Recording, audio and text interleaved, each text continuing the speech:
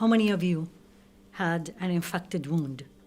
Any kind of wound, whether a wound of a surgery, whether a wound, a cut on your hand, and then you look at it, it's supposed to heal, but it's not healing. And you go and you see your physician and he says, oh, there is pus inside the wound. And what do? He said, we have to open it. We have to clean the pus completely. And we have to make sure that whatever caused that infection doesn't come back again. You keep cleaning and you keep protecting. With time, the wound will heal. That's my heart and yours.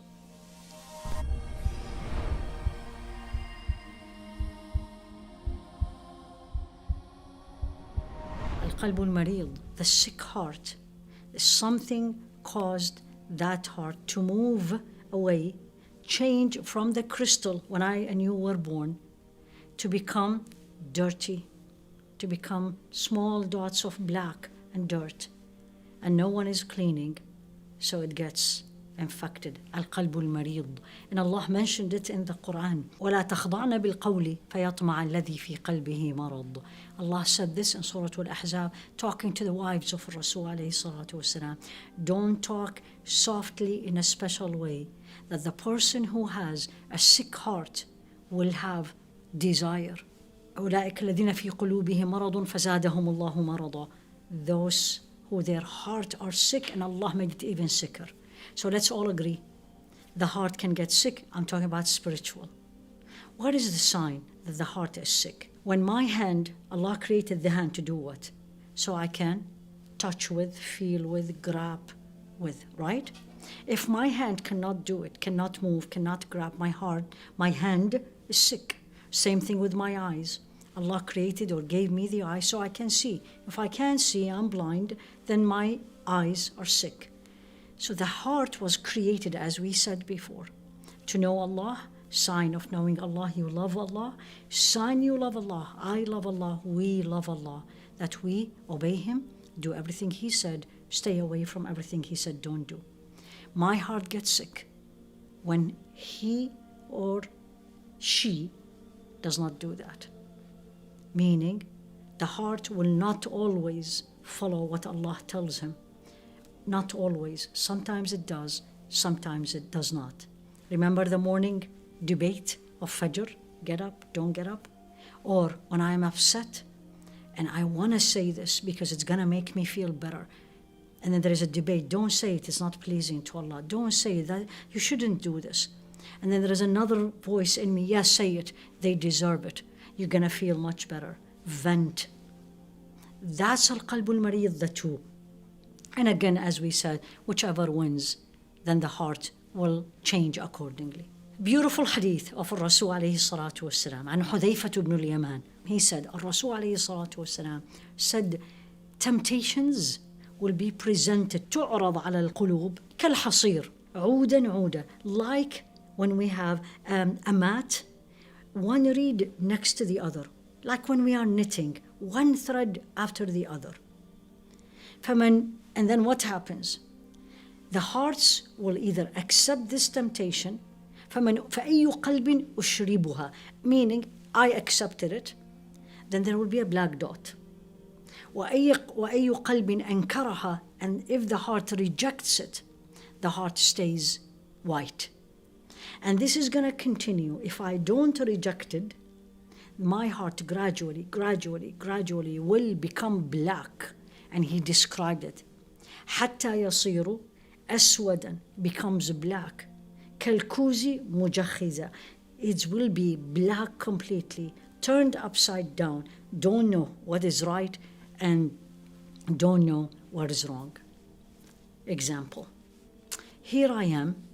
I'm going to check my email. And I'm doing it for work, right? Or to check on someone. Checking my email. And suddenly a ad shows up on the screen. That ad is a temptation. Has things that is displeasing to Allah, and I know it. And my eyes first saw it unintentionally. But then I liked it. Temptation. It was presented to my heart. One. Now the choice is mine. Keep looking. Now it is like the threads, one by one. every time, whether this one or next time or next time or another thing.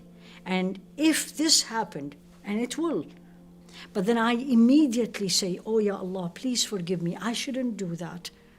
I shouldn't, because it's going to affect me. That's what he said, alayhi salatu wasalam. It will be removed.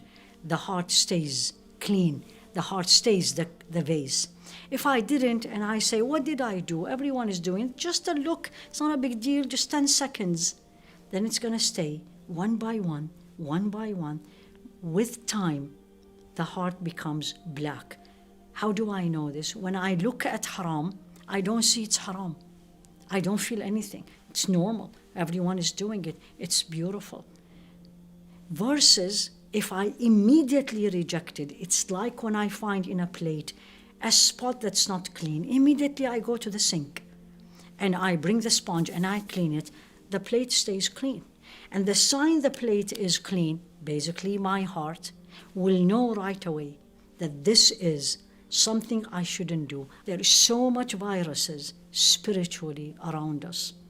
There's a lot of bacteria spiritually around us, and unfortunately, it is free, it's available, everyone do it, and it's very accessible. So here I am, I need to protect myself. And the best way of protecting yourself or myself, two things. Number one, identify them, know them, that these are not good for my heart. Anything simple, anything Allah said don't do, because it's good for me. أحل لهم الطيبات وحرم عليهم الخبائث. Subhanallah, Allah said this clearly, that He sent the Rasul alayhi salatu wasalam to us. Anything and everything, Allah made it haram, forbidden, prohibited. Rest assured, don't have a doubt, it is not good for you. Just recently a study came out, very recently, said that alcohol is not good for the human being. Subhanallah. That's why Allah, and take this example and apply it to everything. And everything Allah said, it's halal, do it. It's good for me. I need to protect that heart, that vase. When we have expensive things, when we have something very valuable, we don't throw it here and there. And we don't let anyone touch it. We normally protect it, keep it. Oh, it's expensive, it's valuable. What is more valuable than that pure heart that will take me directly to Jannah, that will take me directly to Allah? Versus I leave it unprotected, exposed to everything. Of course it will get sick. And the sicker it gets, the harder it gets to cure it. So, and number two, you need to, when we get sick, what do? We take antibiotic if it's bacteria, if it is virus, remember the COVID, cover your face, stay away, the distance.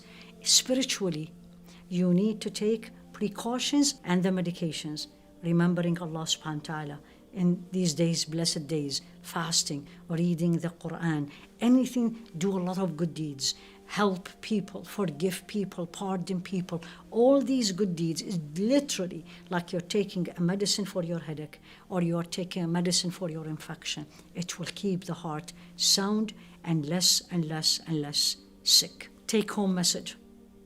Know that the heart doesn't stay the same. The heart can get sick easily. There is viruses and bacteria outside. But walillahi alhamd, by His grace, we can take care of them. Identify those viruses in your heart, in your life. Each one has different ones. And also identify what I can do to protect me. And don't forget ever that the one who will cure you is the one and only, Ash-Shafi, the one who cures.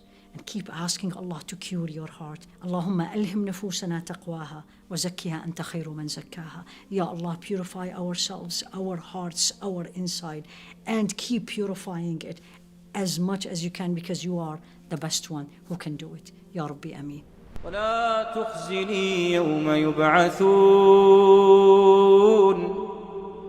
يوم لا ينفع مال ولا بنون إلا من أتى الله بقلب سليم.